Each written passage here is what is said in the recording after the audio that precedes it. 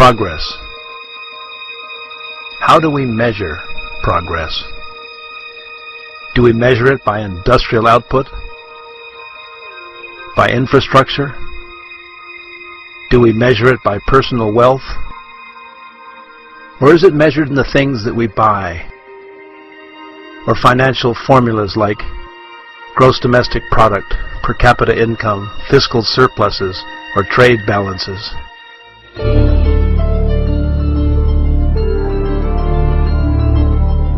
But what if there was a place where none of these things really mattered? Where there didn't need be 2 cars in every garage? Where there wasn't a wide plasma screen TV in every room? Where the infrastructure was adequate and improving? A place where food was natural and water was plentiful and drinkable right from the tap?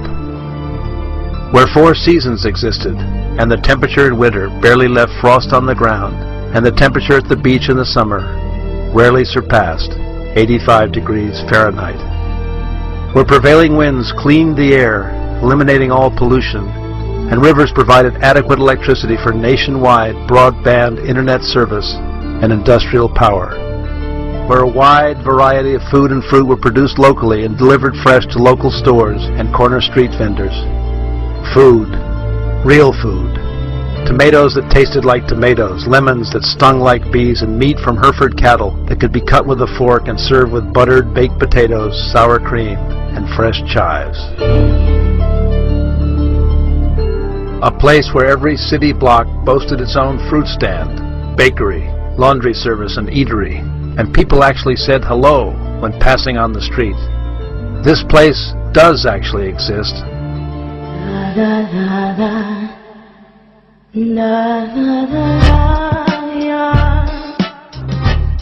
And it's called Uruguay. It's located on the Atlantic coast of South America, tucked between Argentina to the south and Brazil to the north.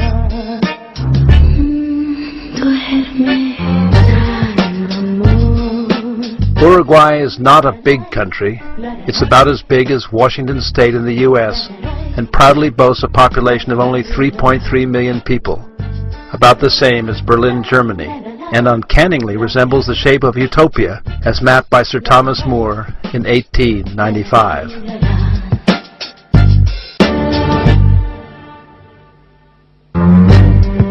Although a small country, Uruguay has one of the lowest population densities in the world, with only 19 people per square kilometer. In this regard, Uruguay is a country with one of the lowest carbon emissions per capita in the world, and over 180 kilometers of beaches. Approximately 40% of Uruguay's population, or about 1.3 million people, live in the capital city of Montevideo, and the rest live in small cities and towns throughout the country. Excluding Uruguay's top 2 cities, Montevideo and Salto, the average size of a Uruguayan city would be about 30,000 people.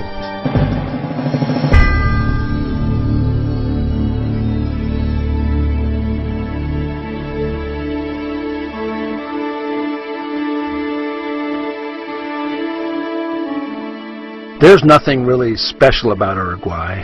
It doesn't have the big mountain ranges like Chile, Bolivia, Peru, and Colombia. And although on the Atlantic Ocean, Uruguay doesn't have any big waves for surfing like Hawaii's Waimea or Peru's Pico Alto. It doesn't have any big movie stars like Mexico's Cantinflas or Hollywood's Latin lovers, Anthony Quinn or Rudolph Valentino. Its neighbor to the north, Brazil, has a landmass and economy almost 50 times that of Uruguay. While Argentina, its neighbor to the south, plays the role of big brother, sharing a language, European bloodlines, and the romantic folklore of the gaucho. On the contrary, Uruguay is the smallest Hispanic country in South America.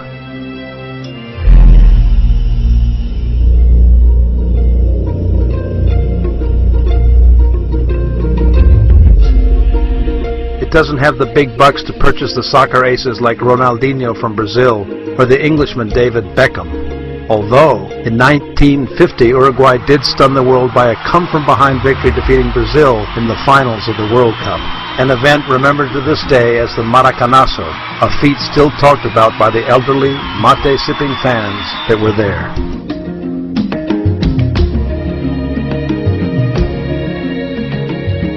No, Uruguay is nothing really special, nothing fancy, just a quiet little country that's unaffected and natural. A country with well-aligned priorities which are firmly based on family, community, and quality of life. A country that in 2008 had the second highest literacy rate in Latin America after Cuba, a life expectancy of almost 80 years, and considered by the United Nations as the 9th greenest and most livable country in the world, behind the likes of Sweden and Austria. According to Transparency International, Uruguay was ranked number 1, tied with Chile, with the least corruption in Latin America in 2008. In this same year, Uruguay was ranked number 1 of the South American countries in freedom of the press by the French organization Reporters Without Borders, and by The Economist as having a quality of life reminiscent of that found in Europe.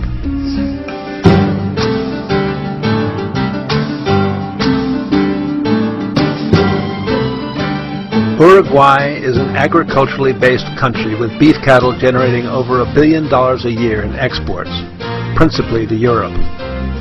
While Uruguay has only a $10,800 per capita income based on a $37 billion gross domestic product, it has the highest cattle per capita in the world with over 12 million head of principally Hereford stock. That means there's 3.8 cows for every Uruguayan citizen. In addition, Uruguay reports almost 11 million head of sheep in 2008 and is the 5th largest exporter of apparel wool after Australia, New Zealand, Argentina, and South Africa respectively.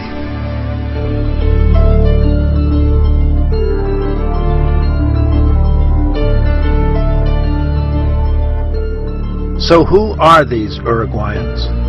According to their 2006 census, the overwhelming majority of Uruguay's population, or 95%, is of predominantly European origin.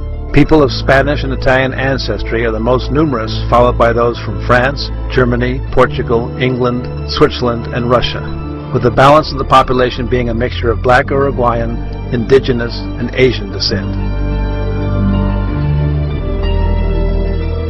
For example, the city of Colonia, now a UNESCO heritage site which boasts daily ferry service to Buenos Aires, Argentina, was settled by the Portuguese in 1680 and later developed by Swiss, German, and Austrian immigrants in the early 1800s. While the British that built the Uruguayan railroad system settled cities like Chamberlain, Barker, and Young, and the Russians that brought the sunflower seed to Uruguay settled the town of San Javier in the department of Rio Negro.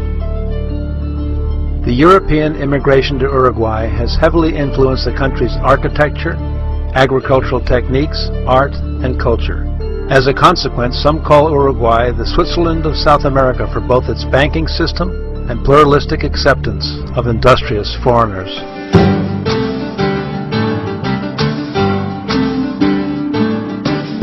Okay, so Uruguay is civilized, green, most livable, and enjoys a wonderfully temperate climate in the southern hemisphere.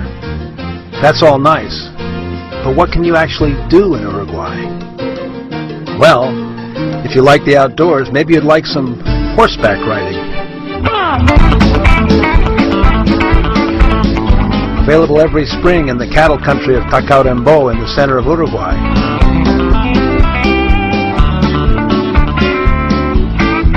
Perhaps you might like team sports available in every small town, like soccer,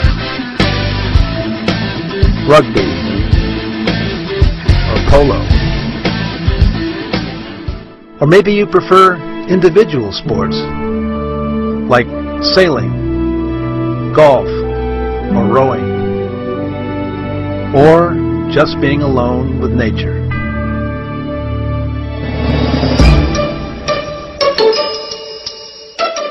Perhaps you just want to relax and enjoy a night on the town. Well, here you can enjoy one of Uruguay's casinos, restaurants, or enjoy opera at the Teatro Solís, or a musical production presented every summer in the National Stadium. Oh, and if you want to know a secret, the dance of the tango, made famous by Argentine immigrants of Buenos Aires, was actually derived...